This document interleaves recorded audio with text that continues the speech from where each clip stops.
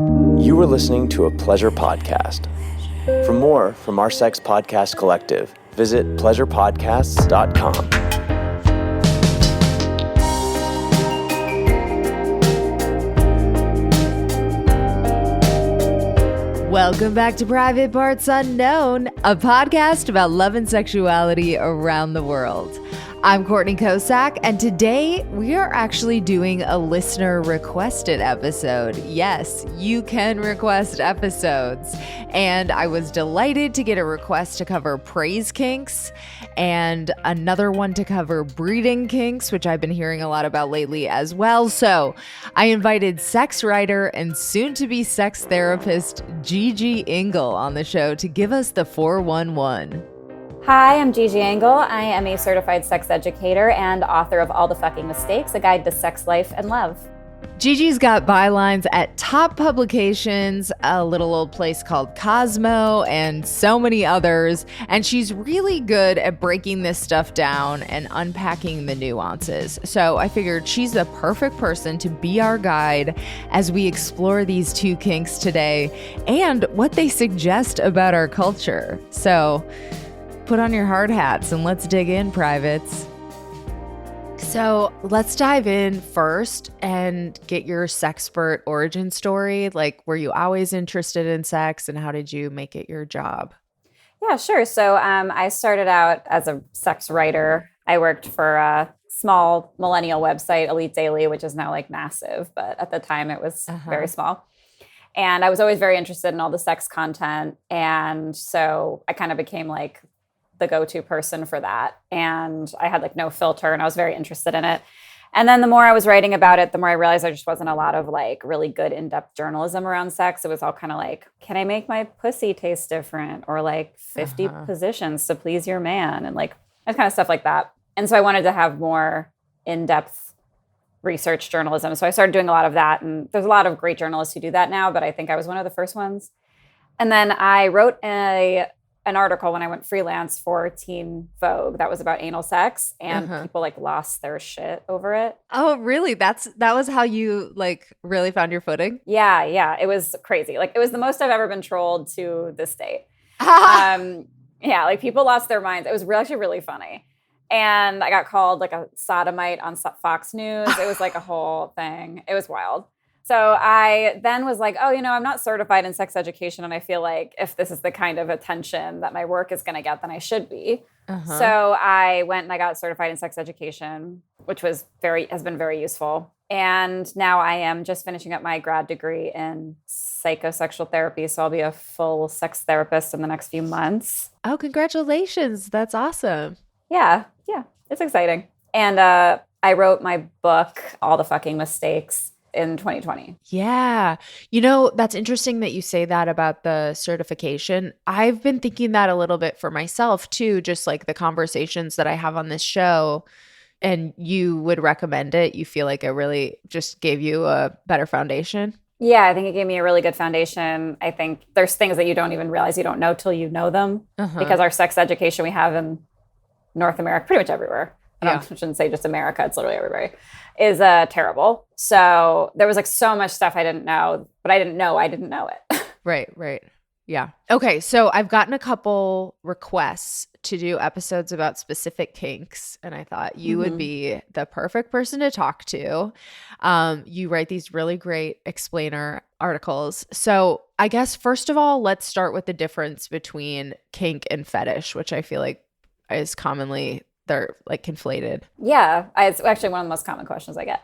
So there's kind of like the umbrella term of kinky, which is like all sort of non-normative sex stuff or non-normative things, acts that give you sexual satisfaction, essentially. Sort of like the big kinky umbrella. And so that's kind of like kink. And then a kink is like a sexual interest in something that is non-normative. So something that's like act specific or object specific. Like you could have a kink for spanking, a kink for a breeding kink, a kink for like leather, that kind of thing. And a kink is something that you're interested in and something that you would like to have be a part of your sexual experience. Whereas a fetish is an interest in a non-normative sexual act or object, but it's required in order for you to reach peak arousal or to fully enjoy that sexual experience. So basically a fetish is like a really intense need for something, whereas a kink is more of a preference. And with a fetish, you're not getting off in other ways. I mean, for some people, if they have a really intense fetish for something, it may be like off the table that they can't get aroused at all unless their fetish object or act as a part of the sex. Other people like may consider that their peak arousal is when they have the fetish object or act, but they can still enjoy a sexual experience. It really depends on how fixated you are. But it's very much like a gradient. Yeah. Okay, so let's start with praise kink, which I feel like has been kind of a new buzzier kink that I've heard. Yeah. Praise kinks are a bit of a media darling at the moment. And I think that there's been a lot of chatter over the internet and kind of it's gained popularity because there's been sort of confusion between what a praise kink is and what it is to just be treated well. And that's like just, I know it's just incredibly depressing because like we live in this like heteronormative patriarchal society where men are like, oh, I would love the opportunity to do the bare minimum for you. And you're like, that's great. Thank you very much. I love that take. Yes. So I think that's why it's gained so much popularity. People will be like, oh, I have a praise kink. And it's like, no, actually, you just like want to be treated nicely. And like, that's so sad. Like, that's terrible that we live in a world where like you have to turn something into a kink because it's so rare and it feels so good when someone does it. Like, that's fucked up. So just saying. No, you're more totally like, that's right. more like an aside commentary. Slight digression on that exact point. So I got a happy ending massage and I felt so much like I was the center of that act because I paid to be the center of that act. And it was transformative. But I was like, what the fuck is going on that is so rare to me? Like, yeah. I mean, first of all, good for you. That's awesome. Second of all, that's just like, yeah, it kind of like that paints the picture, right? That like we're so used to being like touch starved or being treated like shit that like you're like, oh, now I have a kink. It's like, okay, we need to know the difference between this. So that's like one of the things I address when people are like, oh, what's a praise kink? You know, people are like, what's the difference between a praise kink and getting, you know, like a compliment?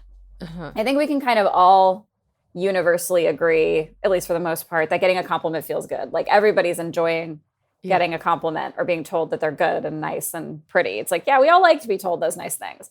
But a kink, it becomes a kink when it gives you sexual arousal or satisfaction to have that kind of language be a part of it. And I think that's kind of like where the core difference is like it's a kink when it becomes sexual. And like there are lots of different terms that are kind of involved with that, like being called like a good girl or being told you're doing so well. And it's like a part of sex and it's something that gets those sexual fires going. And so I think that's really the core difference. So anything we need to know about caveats about this praise kink or anything unique? I mean, I think it's something that can be explored if you're not sure if it's something that's a kink, because I think we don't always know ourselves very well, and sex education, as I've said, is absolutely terrible. So we may not know that it's something that's giving us a sexual charge. So I think that takes a little bit of really considering what it is that you get out of being told like nice things. If you like being called a good girl or you like being told how good you're doing, like, is it sexual or is it because you like being told nice things? Like, and only you can make that call. I mean, this seems like you would be able to try it with a lot of partners. Like you wouldn't necessarily have to go to FetLife. I mean, you could, of course, but you know, it's a pretty straightforward kink. Yeah, it's a pretty accessible one. Yes. Like, you don't need to buy a bunch of gear. You don't need like whips and chains and rope, although I would argue you don't really need that for any kink.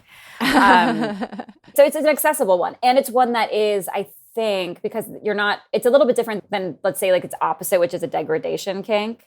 Like being told, you know, you're a filthy little pig and stuff during sex. Like that's a little more, like someone might be a little bit more antsy about that kind of language because it's degrading. Whereas like a praise kink is like you're saying nice things to somebody. It's kind of an easy one. Yeah. Probably not a lot of harm's going to come from that. Yeah. I mean, it's getting sexually aroused by someone saying like really affirming nice things to you. Period. End of sentence. Okay. I think we covered it.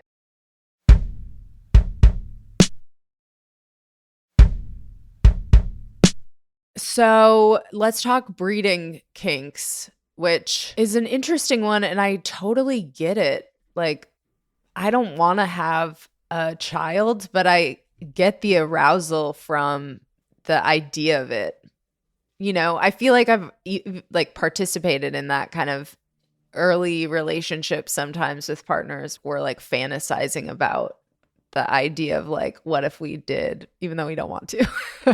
Yeah. I mean, it's about playing with edges. Like it's, taking risks that feel dangerous, which kind of can get the sexual fires really going. And I think that's sort of the main appeal. And there's also this aspect of it in more sort of fantasy play where in things like being a human cow or doing alien implantation, it's like your body is being used and you're being dehumanized, which can be another layer of it. But sort of like your classic breeding kink where like you are just like playing around with the idea of getting pregnant. It's mostly about that like that danger thing. And I think it's taken on a new taboo since the overturning of Roe, like a new level of almost like sick eroticism that I think is like, because it's like there's a lot of shit at stake.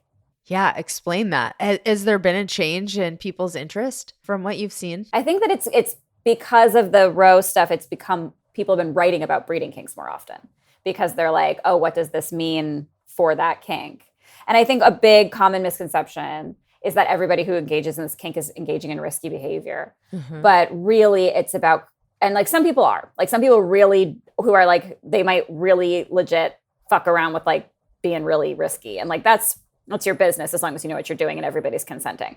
But most people who are engaging with the breeding kink are not actually interested in genuinely putting themselves in harm's way or in a risky situation. It's more about the fantasy of it. So like you may be on like the pill or a patch or some other form of non-visual birth control, or maybe you're tracking your cycle, which I honestly do not recommend. I never recommend the pull-out method or tracking your cycle as a method of birth control. It's just ovulation is famously unpredictable. Yeah. But a lot of the time people have a lot of discussions and they're being really careful around the actual getting pregnant. It's more about the like fantasy of it. Just like all fantasies that we engage with in role play. It's like when you're doing a ravishment fantasy or a rape fantasy, you don't actually want to get raped. It's part of a consensual non-consent fantasy that is like negotiated and discussed and everybody's on board and you actually do feel safe to play with those edges. You're not really putting yourself in danger. Yeah, I think that is maybe the most common misconception about this kink is that people are actually trying to get pregnant. The vast majority are not. Yeah. Of course, I do find that when I'm like with couples, having baby making sex can actually be like it gets very boring and tedious because like it starts to very much become about having babies. So actually like I have suggested that couples see if they would be interested in trying like bringing in like breeding kink while they're trying to get pregnant because it's like adds a layer of sexiness to it. That's very smart. Because then it becomes like the breeding thing becomes hot as opposed to being like obligatory missionary 2 pumps and we're done kind of situation.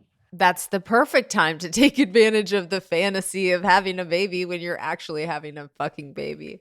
Yeah, I mean, some people do explore this though in kind of a risky way. So I guess are there any caveats or guardrails you would recommend to people that were into this? Yeah, I mean, I think that if you are going to engage with a breeding kink and you're going to kind of just like throw caution to the wind, that's completely your business. As long as you and your partner are both consenting to it and your partner and you are aware that you're not on birth control, that this actually is like a risk that you're taking. We get into really shady ethical territory if someone is playing with a breeding kink and they're not informing their partner of the risk that they are taking too. Everybody who's having sex deserves to have that be something that they're both consenting to. And if both of you agree that like you don't give a shit or whatever, or you're like gonna just go for it and you're gonna take that risk, that's your business. You do you. But both people need to be informed.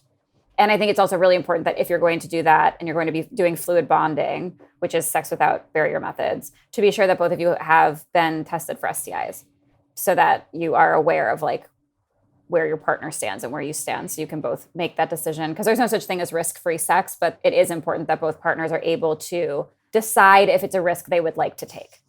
Yeah, well said. Is there anything else you would like to tell the privates before we wrap? Yeah, basically, I think the only thing I would say about both kinks is that like there's no such thing as a weird kink or a kink that's abnormal or that a kink that makes you bad or dirty, and there's nothing wrong with having any kind of kink under the sun.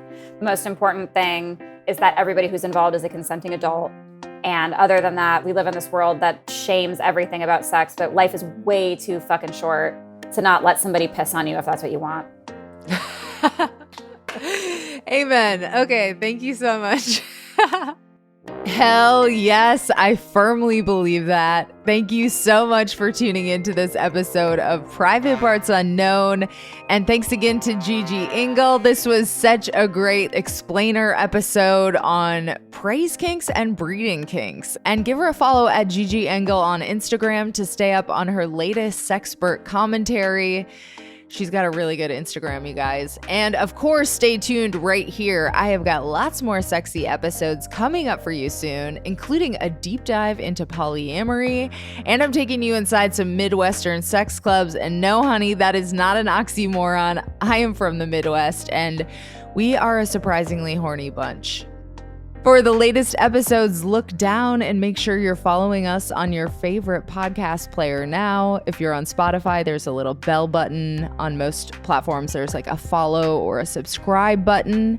And to stay in touch between episodes, you can follow me at Courtney Kosak. That is Kocack on Instagram and Twitter. And I am shamelessly trying to hit the top 1% on OnlyFans before I retire, privates. And I'm currently in the top 6.5%. I want to get there so bad. So if you are interested in a Playboy style peek behind the podcast, you can subscribe to my OnlyFans account. It is onlyfans.com/CocoPeepShow. Again, onlyfans.com/CocoPeepShow. And of course, subscribe to our newsletter at privatepartsunknown.substack.com. The link is in the episode description. Shout out to Amy Rausch for the bomb-ass theme music. For more info about Amy and her music, check out amyrausch.com. That's Amy, RAASCH.com.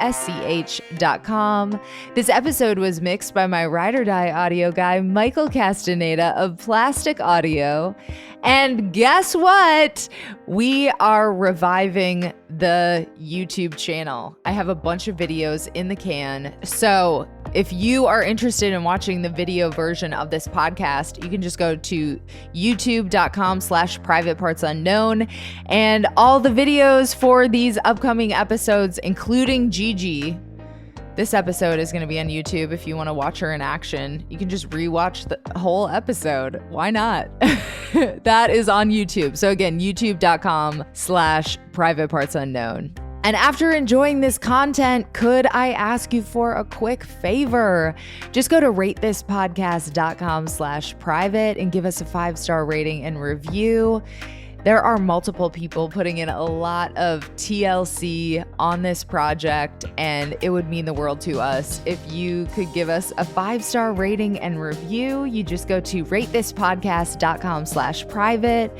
Give us a 5-star rating and review, and it seriously makes my day. It makes it easier to get amazing guests, and it signals to other potential listeners that this is a good show, and it's a good show, right? So we are currently trying to get to 275 ratings on Apple Podcasts. We're currently at 268. And we're currently trying to get to 100 ratings on Spotify, and we are currently at 89. We are so close on both fronts. So if you're listening on Apple Podcasts, please give us a 5-star rating and a review, just a sentence or two of what you love about the podcast. Maybe it was Gigi, maybe it's me, who knows? And if you are listening on Spotify, you just go to the upper left-hand corner of the Private Parts Unknown page, click the star button, and then you click all 5 stars. And voila, you've made my day. You want to make my day? You want to make my day, privates? And hey, before you go, there's actually one more way you can support the show. We are now on the Fountain app. So if you are listening on a V4V platform and you get value from this show, you can support the show by sending us a boostagram or sats for streaming. And I just got a hilarious boostagram from Walter W. He boosted 525 sats and he said, "Your voice keeps me coming back to listen, but need more material to keep it up. Happy and horny." Oh, Walter, thank you for the request. This episode goes out to you. We really appreciate the sats. And thank you everyone for listening. I love you so much, privates. And until next time, stay curious and keep exploring.